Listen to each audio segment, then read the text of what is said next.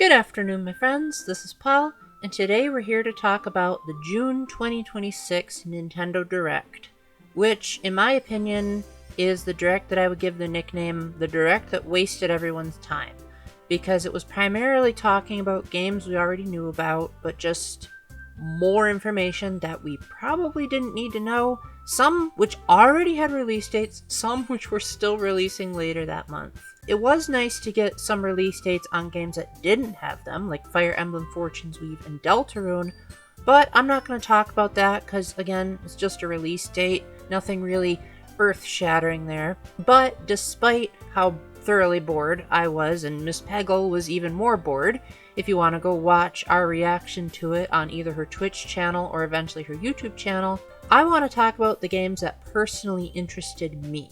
So if there's something on here that you liked that's not on here, didn't catch my attention, I'm sorry. I have very specific tastes. So without further ado, let's get into my favorites. Stellar Blade.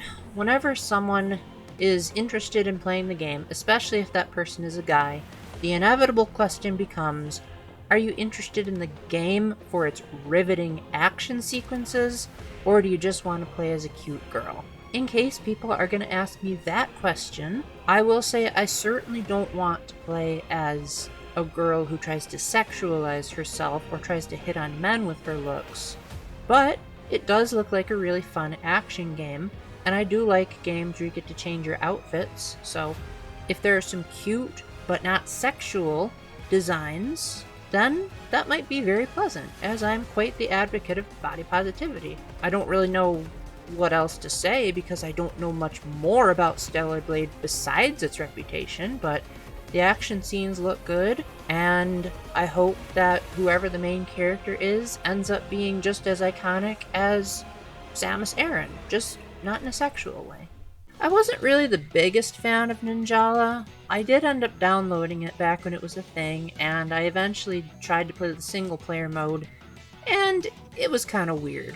But at the same time, this new game is said to be open world, and my favorite video game is Tears of the Kingdom. So if it combines some of the fun movement mechanics that the original did, I think I might have a pretty good time. I like the concept of this being a bubblegum Splatoon, as I've never been good at shooters, but if this game relies more on a sword and jumping and actually moving around the open world, then it seems like it could be a decent time, as long as it's a rental. If this is digital only, no way. In a move that everyone was asking for, but I think we were all unsure if it would actually happen, all three of the remaining Xenoblade Chronicles games are getting Switch 2 editions. Now, I think Xenoblade Chronicles Definitive Edition Switch 2 Edition is a terrible title. If something is already definitive, why would you make a paid upgrade to make it more definitive? But at the same time, most of these seem like pretty cool additions. It's not just what they did with Xenoblade Chronicles X, where they just made it run at 60 frames and enhanced the resolution, and in some cases made it look worse and called it a day. In this, not only do you get 4K and 60 frames per second, both in handheld and docked, which, to put into perspective, the original game had quite a lot of slowdown when the battles were too intense, but it also actually added some new features. Nothing game-breaking like how the original Switch 1 version had a new epilogue, but the heart-to-heart conversations are now fully voiced, which that in and of itself is one of the most impressive parts of this, because I would imagine they'd have to get all of the old voice actors to reprise their roles, and that would just be insane if they can get that to work, and that the actors don't sound completely washed out, because it's been 16 years since they recorded for that game. Then we have a jet bike that you can ride around, including on water, to make travel a bit easier, because there was no run button in the original game. And you can even race against your party members, and I think they even said you can race people all over the world, although that part wasn't in the Direct. That was something Nintendo posted after the fact. There's also some new equipment. I'm pretty sure the equipment is just wave race based outfits, but again, I love it when you get to dress up your characters in a video game, and Xenoblade Chronicles has some of the most out there but yet also cool clothing options that I have ever seen. So I hope that it's not exclusive to just the wave racing stuff. For Xenoblade Chronicles 3, it looks like they're taking it even further. Again, enhanced resolution, 60 frames, yada yada, we know all that. Get to the new stuff. There's new horde battles, which I probably won't be touching because I'm not a big fan of those. There are some event scenes that were previously silent that are now going to be voiced, which I am really excited about because the voice acting in Xenoblade Chronicles 3 was phenomenal, but it wasn't fully voiced. So I'm definitely looking forward to that. There's going to be some new hero quests and a new hero to begin with. Xenoblade Chronicles 2 I didn't really care about because it didn't say anything about actually fixing the main problems I had with them. Now, Xenoblade Chronicles Definitive Edition's Switch 2 edition actually came out today as of the time of recording. I haven't played it yet because I'm still re-downloading Xenoblade 1 onto my Switch 2, but you can bet I will be reviewing it as soon as I can, although you might have to wait a while because Xenoblade is a very, very long game. Although, I hope to speed up the process by doing New Game Plus. So hopefully that'll give me a little bit of a head start. And I'm just really, really happy that Xenoblade fans seem like we're really getting quite a lot of respect this year. Speaking of Xenoblade, even though Nintendo said that Xenoblade Chronicles 3 was the final entry in the Klaus saga of Xenoblade games, they did not say that it would be the end of Xenoblade Chronicles, period. We're actually getting a prequel to the series called Xenoblade Genesis.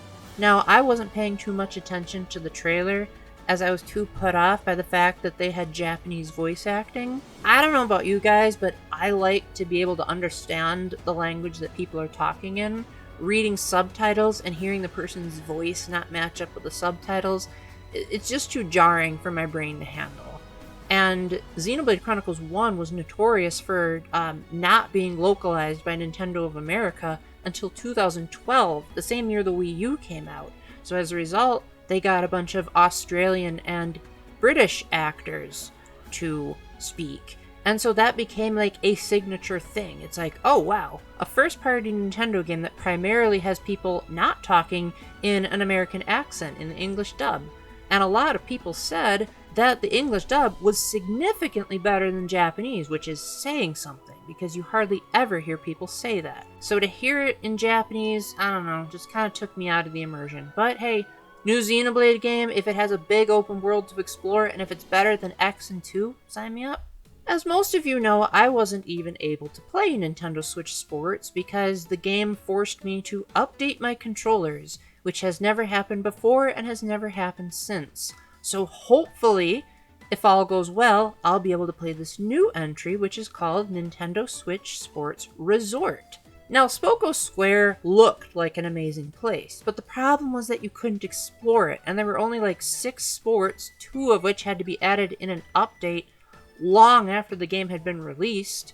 So it looks like this is basically trying to make it like Wii Sports Resort as much as possible while still sticking to the Sportsmates feel to everything. Although they did say you can also play as Miis, but in the trailer it looks like they're still going to have the Sportsmates bodies. It's just you put a Mii head on. So we'll see how that ends up working out. They showed off 12 sports, a lot of which are returning from Wii Sports Resort. Some are from Switch Sports. They didn't show sword fighting, and I'm pretty sure they're not going to do that because Yoshiaki Koizumi said, hey, these are all the sports that are in the game. So apparently they weren't leaving us any surprises.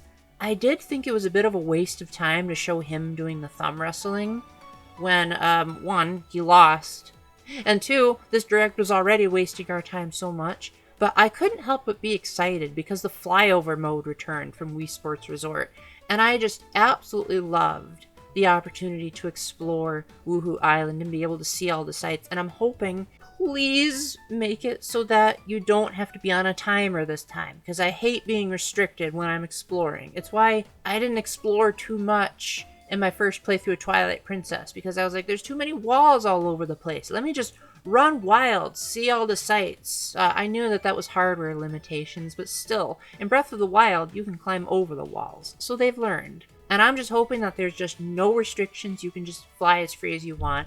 and hopefully they add in sword fighting in an update. Definitely won't be a game that I buy. I'll definitely be renting it to see if, one, the Joy-Cons even work this time. But in general, I'm just really happy that it seems like Nintendo listened to the feedback that Spoko Square was too boring and Switch Sports was too small, and hopefully they make this back to the glory days of what Wii Sports Resort was like. When Metaphor ReFantazio was announced, a lot of people said that it was heavily inspired by Persona, and seeing as we on the Switch got Persona 5 Royal way too late, a lot of us were saying it's only a matter of time before they bring over Metaphor ReFantazio, and sure enough, we were right. Honestly, it's so much like Persona that when I first saw it in the Direct, I thought it actually was Persona. I thought they were finally going to bring over Persona 1. It just happens to look like Persona 3 Reload so much that I could see most people getting easily mistaken. For me, I'm just happy enough to play a Persona-like that, from what I remember, didn't actually get all that much credit at the Game Awards. So hopefully this will tide me over until hopefully we eventually get Clair Obscure, and then we'll have all the best Persona lights on one system. Heck, maybe one of these days we'll get the older Personas, and then we'll really feel like the Switch and Switch 2 are Persona machines. Remember how during the Sora presentation for the DLC of Super Smash Bros. Ultimate, Masahiro Sakurai was like, "We interrupt this riveting news to tell you, guess what? Kingdom Hearts games are coming to the Switch, but with a catch. They are cloud versions." In the Direct, there was no mention of the Switch 2 versions of these games being cloud releases, but considering that no one likes cloud games, I think Nintendo has finally gotten the message. Either that or the Switch 2 is just powerful enough to handle these games. But as long as they are rentable, I think I might actually give them a try, because I've liked Kingdom Hearts for a while as a concept. It's just been way too hard to get into because the games are all over the place in time-space, and by the time we Nintendo fans did get them, they were either confusing or like watered down. Like the one on the DS just looked like an inferior version, and then it was like too late in the timeline so things wouldn't make sense, and it's just a mess. But Kingdom Hearts 3 on a graphical level looks phenomenal, and I just really would love to explore the worlds of Toy Story and Frozen and whatever other Disney properties they have in the older games. And I just want to see if the thrill of movement that Sora brought to Super Smash Bros. Ultimate was faithfully carried over from the original games. I just also hope that I have a friend nearby that can help explain what the heck all the convoluted timeline stuff means. And finally, as much as it pains me to admit this, the leakers and the rumorers, I really can't stand you guys. They were actually correct. It was absolutely true that Nintendo is making a remake of The Legend of Zelda: Ocarina of Time. But it looks like it's more than just the average remake. Like, I think most of us thought that they would just take, like, the 3DS graphics, up-res them, make it closer to Breath of the Wild, and call it a day. But it looks like the graphics are being reimagined from the ground up so that you might not have even known that that was Link if you showed that out of context. It looks absolutely glorious. All they really showed was a tapestry talking about the history of the Kokiri, and then they showed Link sleeping in his bed. So no gameplay, but I am just really looking forward to seeing Hyrule Field in this new iteration. I have thought for a while it would be nice if Ocarina of Time got the Breath of the Wild treatment, but at the same time, still retaining all that classic Zelda fans like the dungeons and the keys, and personally I like the dungeons in Tears of the Kingdom because they feel way less restrictive, but I could also see how there's elements of old school Zelda design that are good too. So I just think, I wish that they would make a medium between the two. But in the meantime, Ocarina of Time is a really great game that was plagued by terrible performance and the entirety of the Water Temple. So I'm hoping that this will fix all of the problems of the original game, and for those people saying bring over the 3DS version, maybe this will be even better than the 3DS version. I've also decided I'm probably going to buy this game because, again, I love Ocarina of Time. I don't love it as much as most people do. It's probably not even in my top 5 Zelda games. But I do think it's better than all the 2D Zeldas except for A Link Between Worlds, so at least you got that going for you. And I just hope that a couple of other things that I would like to see, I think there's going to be voice acting, because, you know, the trailer narrating the the Life of the Kokiri was voice acted, so that would be nice if Link's voice isn't as annoying as it was in the original, if it actually runs, because the original ran at 20 frames per second. I would love to have orchestral music besides just that one credit scene in the 3DS version, and I just hope it's up to the standards of modern Zelda while still pleasing fans of classic Zelda at the same time. Make it a win-win for everyone, Nintendo. So now that we've got all of my thoughts on one of the most boring Nintendo Directs in a while with a handful of cool announcements, let's see what you guys think. What were some games that you really liked that maybe I missed? You know what? Maybe you guys really like Devil May Cry and you want to just holler at me in the comments for not including it.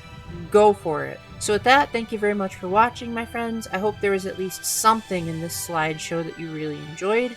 And until the next time, remember to keep the faith, stay epic, and God bless. Bye!